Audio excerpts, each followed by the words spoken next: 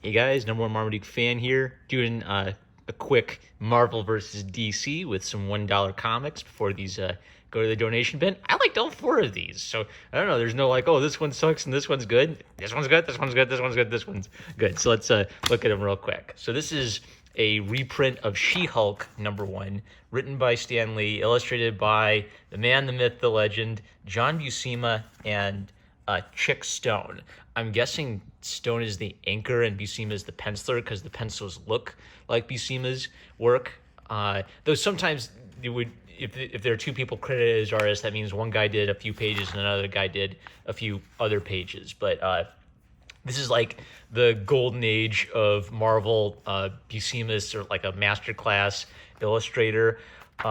One thing that's neat about this is they catch you up on everything you need to know about the Hulk and his powers. Like they retell the whole story if you haven't heard the Hulk story. And then, of course, circumstances force him to give a blood transfusion to his cousin, and she makes her great first appearance where that's not it. She looks beautiful in that one, at least. Oh, yeah, I noticed this too. So I guess how to read comics the Marvel way. I like this. I feel like it's a little basic. Like, what does it mean when these words are in this box? Well, to me that's like to me that's obvious from reading a bunch of comics, but maybe that'd be helpful for a kid. And like who do they put on the front when they're trying to say, "Hey kids, read comics"? They put Spider-Man on the front because kids like Spider-Man. They want to know about Spider-Man. So, all right, I haven't read it yet to see how good it is, but good effort, Marvel, and I like that you're advertising this in one of your $1 book. So she makes her first appearance and she is gorgeous. I like that she's kind of raging and more Hulk-like in this first appearance. I didn't know this, but in her very early years, she could still transform back and forth between human form and Hulk form. I think later the She-Hulk form became permanent. So it's kind of neat that they basically just started out as literally just she's She-Hulk, she's Hulk if she was a beautiful girl. But then she really became her own thing pretty quickly, and it's a very fun issue. Yeah, it's great. This is the She-Hulk people like. I didn't know that John Buscema illustrated the first issue, and he's like an all-time great artist. So pick it up if you see it. You'll have a blast. Next Marvel book is The Criminally Insane Purple Man, and I haven't heard of these artists before, but it's Joe Orlando as the penciler and Vince Coletta as the inker. I thought the inking job was a little bit uneven in places, like sometimes detailed, sometimes simple, but I really like Joe Orlando's faces. Like he draws beautiful women beautifully, he draws handsome men. I like how he draws the purple man as kind of like having this scummy, gnarled looking face. And a lot of the Daredevil sequences were actually quite energetic, like of him like hopping over trees. Oh yeah, and there's like a neat little detail where he used to have a hood and then he almost gets killed because someone grabs it, and so Stanley has him internal monologuing that it's not a good idea for him to have that bulky hood, and he loses it. So when they make a change to the character, they try to explain like the reasoning the character has for making that change. I also really like every time I see this guy, I think of Five Nights at Freddy's now, but he has this really cool power where if he just asks you politely for something, he'll somehow mind control you and people will obey, which is kind of a neat, cool, creepy power. And I also really like how they explain how Daredevil does stuff while blind. They don't just say, oh, well, he can magically see everything with his power. They'll say stuff like, oh, he hears the rustling of the leaves in the trees. He feels the wind in which direction it's going. He brushes his finger across the page and he feels the ink on the page so he can read. I really like those little details. And then for our DC books, first we're going to look at Batman 386, which is the introductory issue for Black Mask, villain for the 80s. Doug Monek was the writer. Tom Mandrake was the artist, so I think that means he penciled and inked this issue. And Mandrake did some really interesting stuff where he would kind of like he does a few different styles. So like he'll have like a cartoon style for the animal cartoons, and then the kid Roman gets bit by a rabid raccoon and kind of starts sinking into madness. And he does some like really wild stuff where he like transitions from the cartoony style to a really like loose style where you see like contour line as he descends into madness. Now there's a little contour line here, but the contour line is broken all across the arm and there are hatch marks along it, so it makes the figure, I don't know, more jarring. contour lines kind of give things a lot of clarity. So when you break it up, you lose clarity, but maybe you gain, I don't know, some motion or some ripple to it that kind of makes it jump off the page.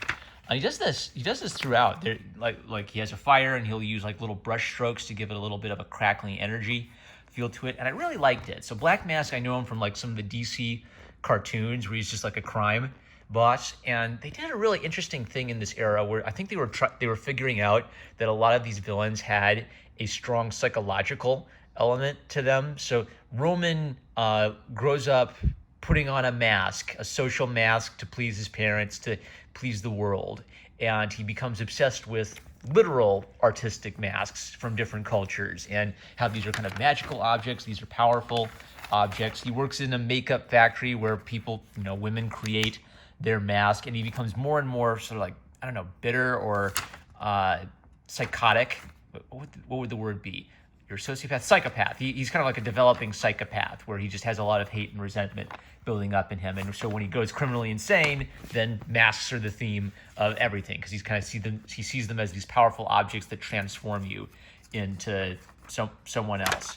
So real fun issue. Batman just being like a good old detective and breaking up crime bosses and street gangs. That's the best era of Batman, in my opinion.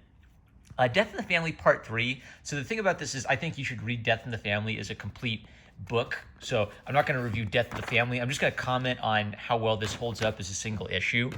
Jim Starlin was the writer, Jim Aparo the penciler, and Mike DiCarlo the inker. I don't know if Mike DiCarlo is related to Dan DiCarlo. It seems likely. It's a small world after all. But I've grown to love Aparo because he kind of comes out of that Neil Adams era where Neil Adams kind of invented this really lithe, sleek, mysterious looking Batman. And Aparo did a lot of like the great, 80s Batman stories. It's just dynamite. He gets Batman's expressions down. He gets all the dynamic fight sequences down. I like how his Joker is a little bit cartoony and still threatening.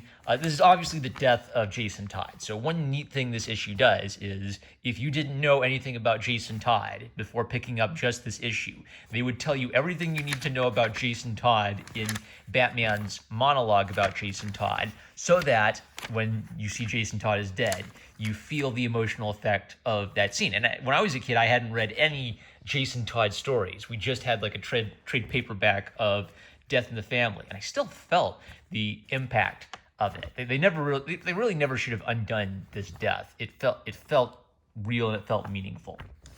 Then, of course, what's also neat about this is that's a really effective death in a superhero comic, and then there's still some like cool superhero stuff. Superman shows up.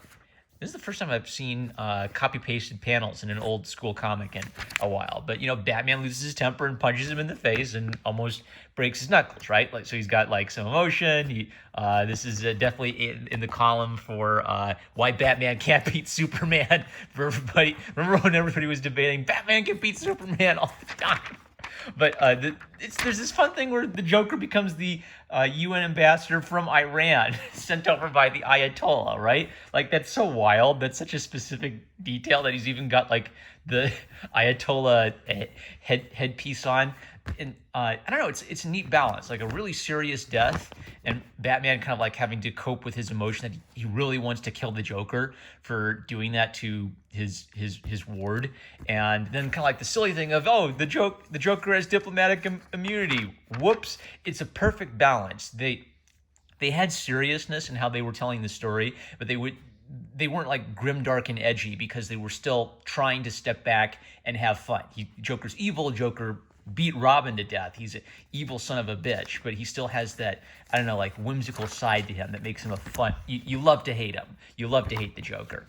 All right, 4 great issues. These will go to the little free library system. We don't need no stinking 10-minute videos. I'm number one Marmaduke fan. I love you guys. Catch you later.